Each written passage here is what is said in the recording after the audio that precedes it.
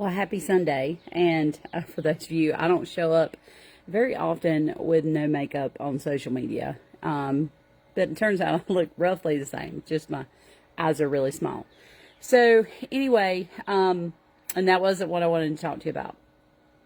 Just got finished exercising, pumping, got up this morning, pumped, went and exercised, and I just thought before I walked back into the house, I just wanted to share a couple things.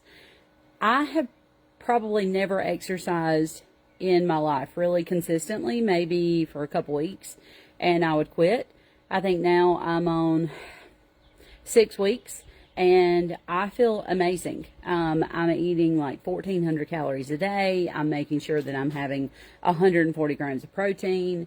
And although I've been on the road, like I've been buying my food, beef jerky and cheese and having some, oh gosh, I typically have protein shakes, so I do have those, but I've never felt better in my life. And I wanted to share, like, the first couple of days that I've tried to start exercising, and no, I'm not in any company, not trying to sell you anything here.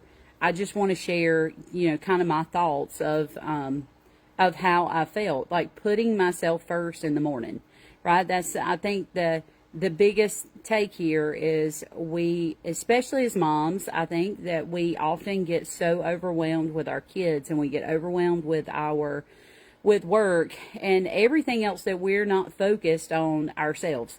And so it's like, okay, I'm going to put that off. Hey, Liz. Hey, Ashley. I'm going to put that off till, another day.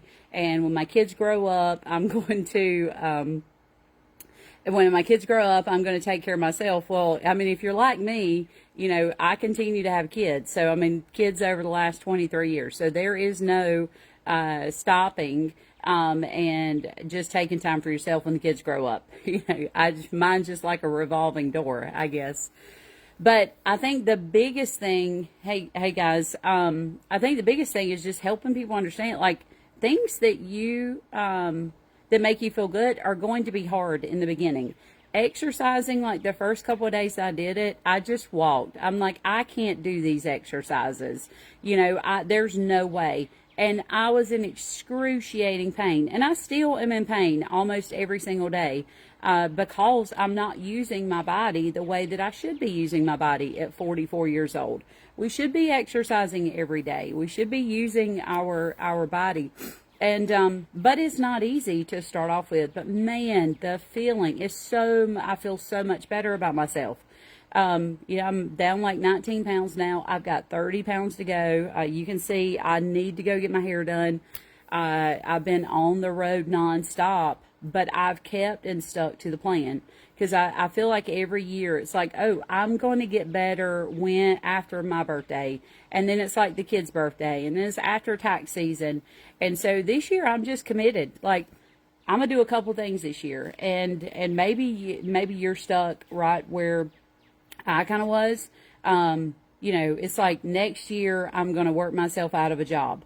That I'm committed to doing that this year. Like this year I'm going to have a team of people. We're at a place now that we can hire great people who are actually better than me on a daily basis to work and do the things that they love to do.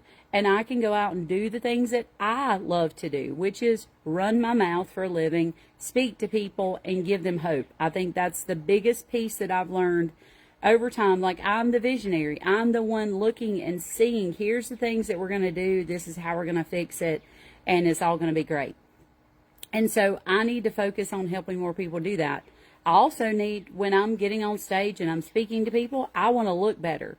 Like, that's kind of my driving force. I think that, when you're speaking, people need to see the whole package, like, and they will be more focused on wanting to have that whole package, right? If you are overweight and you're not looking out for your health, or your relationships suck, or your business sucks. Like, there's typically people who are really good at one, but they're not good at all three of those things. And so this year I'm just committed. I'm committed to be a better mom. I'm committed to be a better wife. I'm committed to be a better employer. I'm committed to doing the things I love to do, right? And replacing myself on every other aspect and just bringing people along with me who love what we do, right? So I'm just, I'm super excited. I wanted to share that. Like, it's hard, guys. Like, it's hard pumping every 3 hours, especially when you're not with your baby for weeks on end. It's hard being away from your kids, but my kids now won't have to put in the same effort that I did. We already built a foundation for them. Yes, they're going to work. Yes, do I want them to work?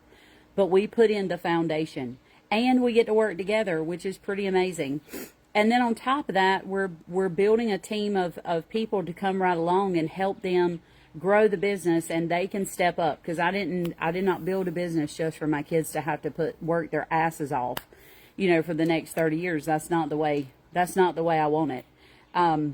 But what I do, the other piece of this is that people need you to be the best version of yourself, because they're waiting on you to step up. And when they see you step up, they step up, right? So they're like, well, she can do it. I think I can do it. And so hopefully that gives you some hope today. Not trying to be a motivational speaker out here. I just felt like that was something I needed to share. Guys, things that are worth it are hard in the beginning. But I promise you, like, it was harder when I was in 2019 and I was working in my house, inside my bedroom, right by myself, had 6 bleeding ulcers, like bleeding out, forced to go to the hospital right before the April 15th deadline, no employees to do the work for me. And I'm like, I have to get out of here because I have to go to work. That's hard. Worrying about how in the world you're going to pay your bills because you didn't put in the effort last year to get to where you want to be, that's hard, right? Worrying about how in the world you're going to pay for that next vacation or that next meal, it's hard. I've been there. I can tell you that I've taken my kids to McDonald's for $8, and they've had to share large teas, and they've had to share large fries. Like, we've done that, and that's hard. That's even harder, right? We've lived in a hotel for 45 days and lost everything that we own due to mold exposure. There's some hard stuff in life, but there's some things that are worth it. Putting in the effort to work hard, putting in the effort to take care of yourself so that you don't get sick, and you have the ability to have the energy to do the things that you want to with your family. Those things, although they're hard, they're only hard for a certain amount of time.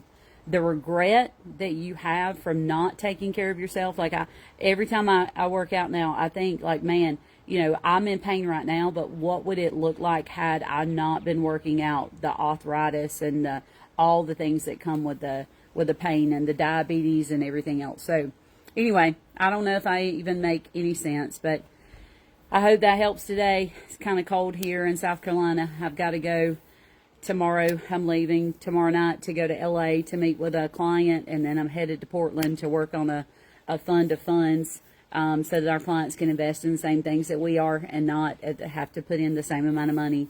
Always looking to figure out what we can do to help people have a better life. So I hope you guys have an amazing day. I will talk with you soon.